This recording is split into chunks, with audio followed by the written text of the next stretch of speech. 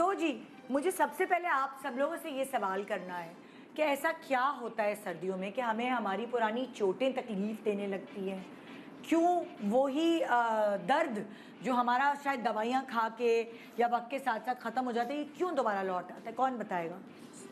एक मैं भी बता देती हूँ, सर्कुलेशन ऑफ ब्लड की वजह से भी ना, जैसे सर्दियों में थोड़ा सा सर्कुलेशन ऑफ ब्लड जो है ना इतना अच्छा नहीं होता जितना गर्मियों में होता है। ब्लड थोड़ा सा जो है ना गाढ़ा हो जाता है। अच्छा, थोड़ा सा समझाने के लिए कि हल्का सा, क्योंकि सर्दी की वजह से जैसे चीज़ें जम जाती है ना इस तरह, तो इस वजह से जो है ना हमारी पुरानी चोटें, फिर विटामिन D3 क्योंकि हम फिर अंदर ही रहते हैं, हमारा इनटेक इतना अच्छा नहीं होता है, बैठे रहते हैं, तो ये भी वजह होती है। जो दर्दें, जो हड्डियों की दर्दें, पुरानी दर्दें होती है ना, वो हमें एहसास दिलाती है। मतलब कि जहाँ हमारी बॉडी में ब्लड नहीं उतना रवानी से पहुँच पा रहा होता, वो फिर हमें तकलीफ देती है। ब्लड वेसल्स थोड़े से श्रिंक हो जाते हैं। ये वजह होती है कि हमें सर्दियों में दर्दें बहुत ज़्यादा महसूस होती हैं। और आप देखिए कि फालिज भी सर्दियों में ज़्यादा होता है, क्योंकि मैं खुद नॉर्दर्न एरिया की हूँ, वहाँ के लोग हूँ। फिर वो लोग क्या करते हैं, उस तरह की जड़ी बूटियाँ खाते हैं जो खून को पतला करके रवा करते हैं। फालिज, लकवा, जैसे ठंडा गर्म होना,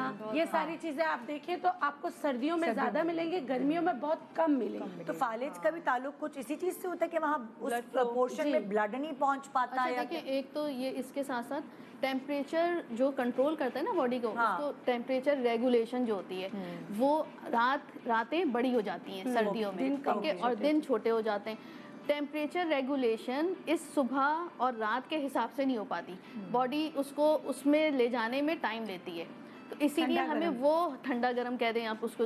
टेम्परेचर रेगुलेशन की शिफ्ट अगर आपने समझ ली, अपनी बॉडी को उसी के अकॉर्डिंगली कर लिया।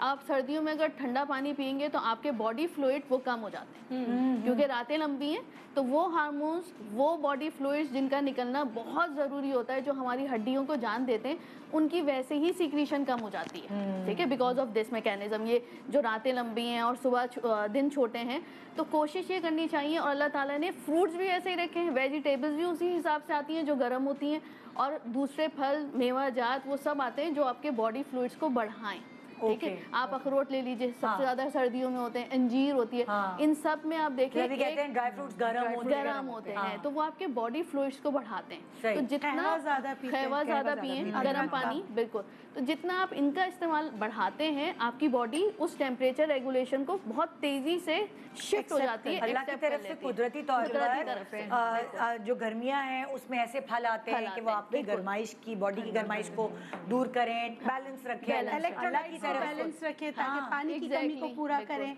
अल्लाह की तरफ से सर्दियों में ऐसी चीजें कुदरती तौर पर आती हैं जो हमारी बॉडी में गरमाइश लेके आए। तो ये कुदरत है। कुदरत। छोटी सी मैं एक टिप बता दूं, अगर हमें सर्दी फील होती है तो वहां से हमारी स्किन या हमारी बॉडी सुन होना शुरू हो जाती है। सुन होती है तो जिसको भी ये मसला है, जिनकी एज बड़ी है, वो फौरन से एक्सरसाइज करना शुरू कर दें। अगर फेज लग रहा है, आपका सुन हो रहा है, तो आप कुछ भी मुंह में नहीं है, चबाना शुरू कर दें जोर जोर से, ताकि ब्लड सर्कुलेशन आपका चलने लगे। अगर हाथ आपका सुन हो रहा है तो आप मूव करें। बच्चों की नाक जरूर इस तरह से चेक करें, नाक चेक करें, मतलब क्योंकि देखिए बच्चों के ना सर्दियों में क्या होता है, आप देखेंगे कि बच्चा बीमार होने लगे ना तो उसके पहले थोड़ी सी डार्क भी हो जाती है, काली भी हो जाती है, और हल्का सा उसको हाथ लगाए ना वो ठंडी होती है।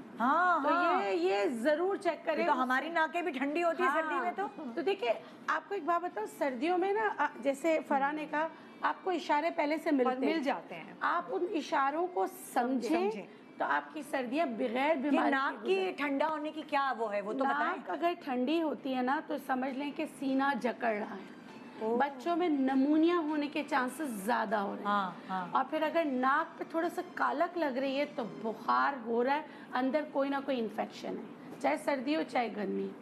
तो आप सबसे पहले, अगर यानी आप अपने बच्चे के नजूम ही बन सकते हैं। बिल्कुल बन सकते हैं। आपको पहले से इंडिकेशन होती है। आप अगर बच्चों की नाक काली हो रही है, ठंडी हो रही है, तो आप उसकी जो है ना सीने को ठंड से बचाने की चीजें दें। और अल्लाह गफूर रहीम ने ना जो जिस मौसम की चीजें दी आप वो खाएं। हम जबान के चटखारे पे जाते हैं, हम मौसम पे नहीं जाते। ये हमारी सबसे बड़ी गलती है।